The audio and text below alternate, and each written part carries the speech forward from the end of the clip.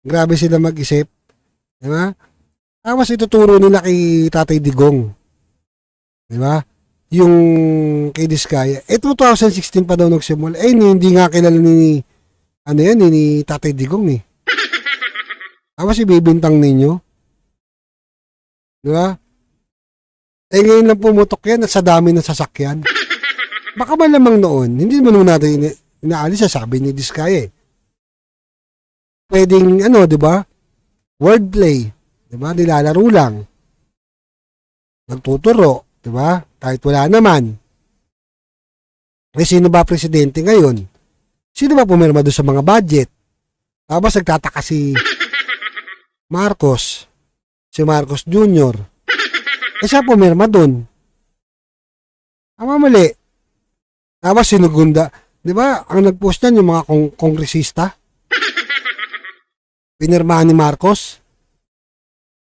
Di ba? Maalala nyo? Tapos yung nga sa GAA. Di ba? Ang dami siningit na blanco na may pirma. Wala naman wala naman nakalagay. Kakakain ko lang kasi. Di ba? Wala naman nakalagay. Si Pangulong Duterte nga eh. Ito, panoorin nung ninyo. Kung si Diskaya napakarami sasakyan. Ito ginawa ni PRRD noon, di ba? Makakalimutan ba natin to? Nilunok ang lahat, ibigan nila ng hiya. Makakalimutan po ba natin yan?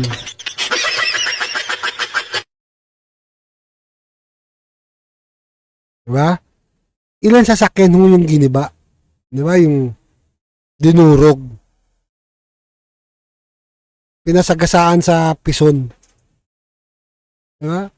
Alam niyo mga kababayan, pag ang politiko, ito po sabihin ko sa inyo, pag ang politiko, di ba, mahilig sa sasakyan, kabahan ka na. Kasi kahit hindi nga politiko eh, di ba, pumapasok nga daw eh. Isipin mo kawani ng gobyerno sa DPWH, pumapasok, naka-Ferrari. Ang takin niyo yun. Samantalang dito, ilang mamahaling sasakyan yung dinurog ni PRRD. Tapos tuturo nyo, sa panahon pa ni PRRD, sino ba presidente?